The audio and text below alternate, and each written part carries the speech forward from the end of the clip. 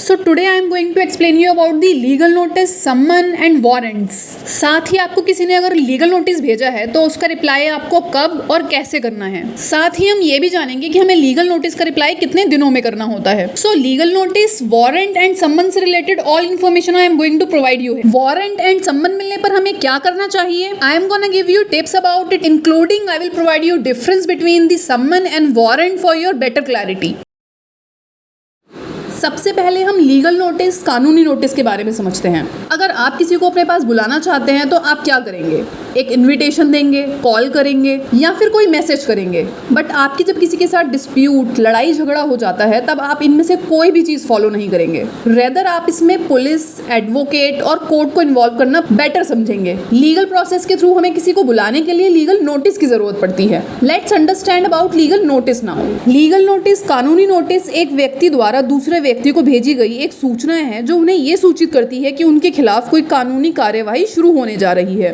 Legal notice, कानूनी notice तभी भेजा जाता है जब आप किसी के खिलाफ कोई कानूनी कार्यवाही शुरू करना चाहते हैं या आपको ये लगता है कि अब आपको इसके लिए कोर्ट में ही जाना चाहिए। बट क्या हम किसी भी लड़ाई झगड़े में किसी को भी नोटिस भेज सकते हैं? सपोज आप अपनी कार ड्राइव कर रहे हैं, आपको सामने से किसी ने हिट कर दिया, तो क्या आप उसको लीगल नोटिस भेजेंगे? या फिर आपके पड़ोसी के साथ आपका झगड़ा हो गया, तब आप उसे लीगल नोटिस भेजेंगे? Answer is no. आप कुछ ही स्पेसिफाइड कंडीशंस में लीगल नोटिस सेंड कर सकते हैं। Let's understand the conditions. First is consumer complaint issues. Means आपने कोई भी चीज परचेज की है किसी कंपनी के through, like you have purchased a car, और एंड आपकी कंप्लेंट के लिए कोई एक्शन नहीं लिया जा रहा है, कोई सॉल्यूशन प्रोवाइड नहीं किया जा रहा है, तो yes, definitely you can send them legal notice. Second is complaint against your employer and employee.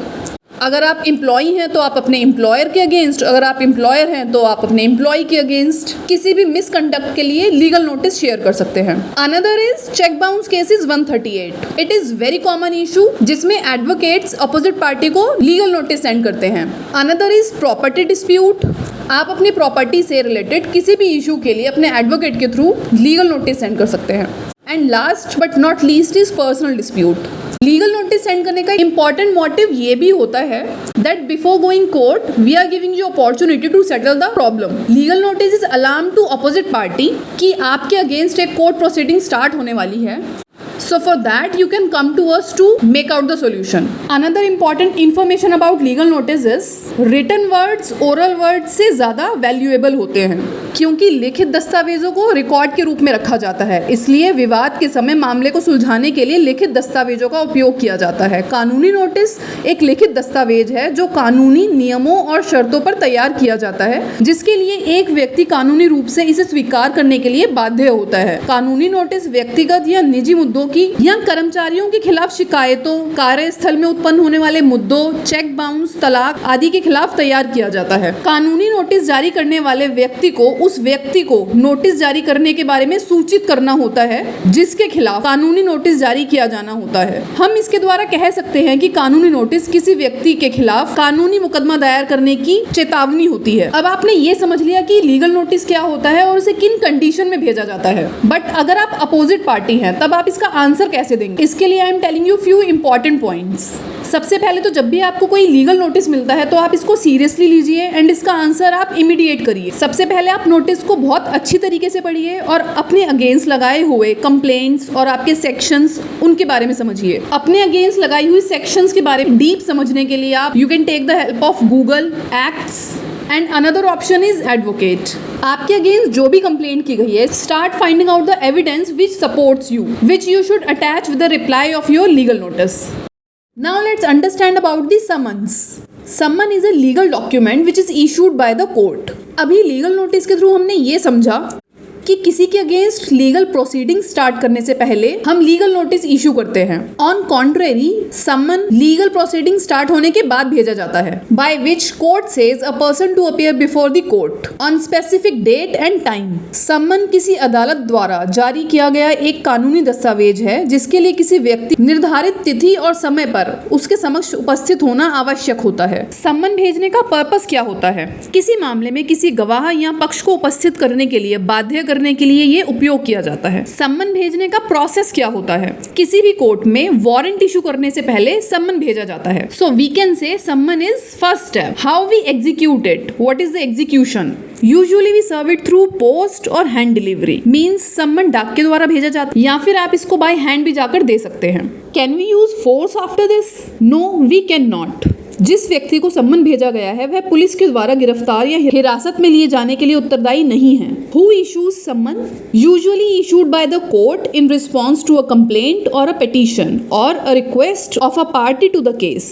किसी शिकायत या याचिका के जवाब में या मामले के किसी पक्ष के अनुरोध पर अदालत द्वारा जारी किया जाता है।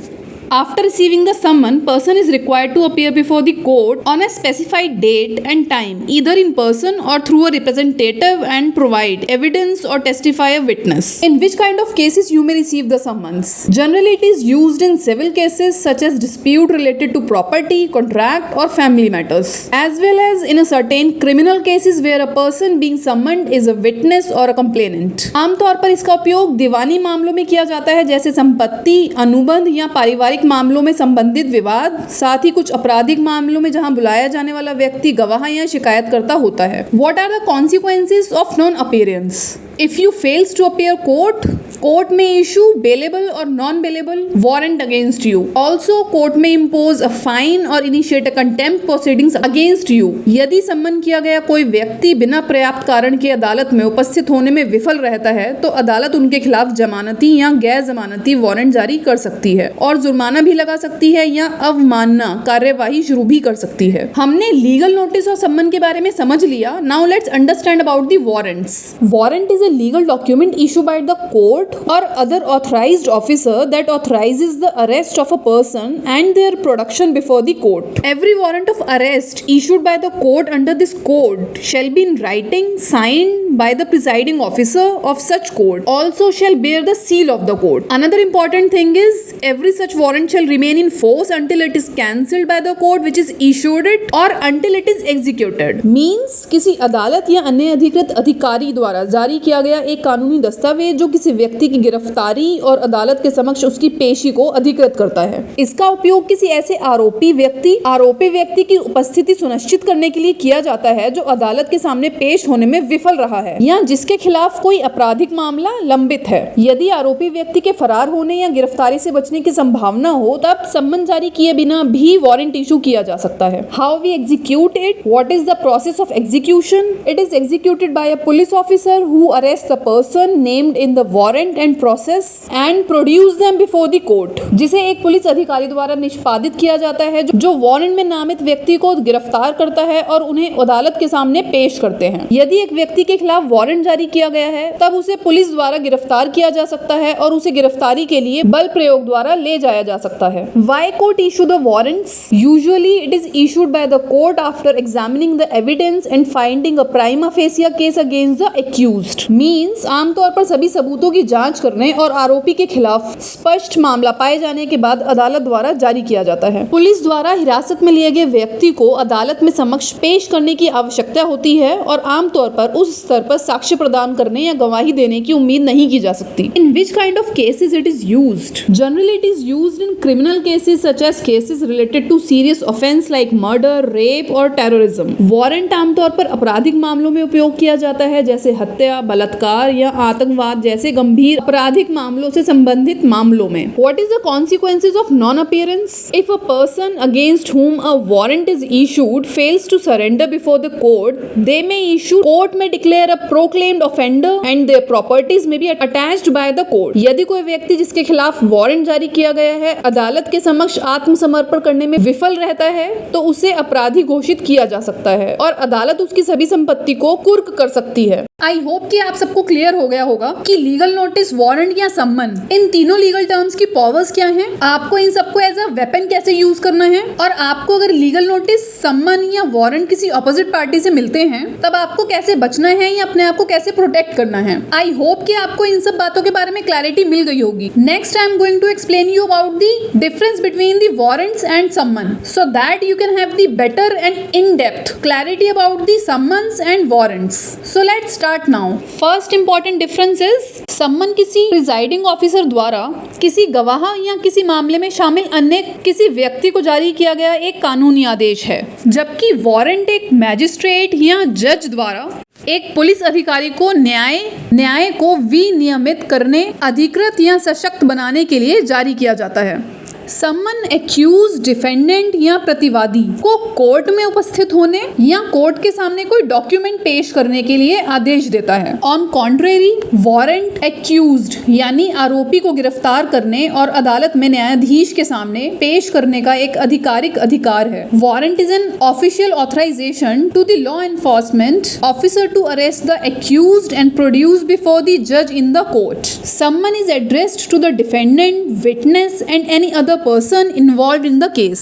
Warrant addressed directly to the police officer. In summon cases, complainant जज या मैजिस्ट्रेट की परमिशन से अपनी कंप्लेंट वापस ले सकते हैं।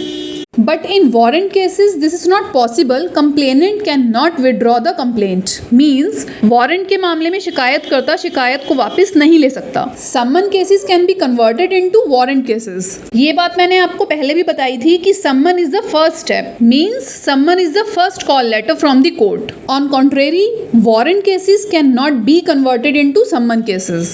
Means warrant को summon cases में बदला नहीं जा सकता। Now I must be relaxed कि इतने deep एनालिसिस के बाद आपको legal notice, summon and warrant के बारे में क्लैरिटी हो गई होगी। Stay tuned, I will come up with another informative video with you all. Till then stay happy and stay relaxed. Thank you.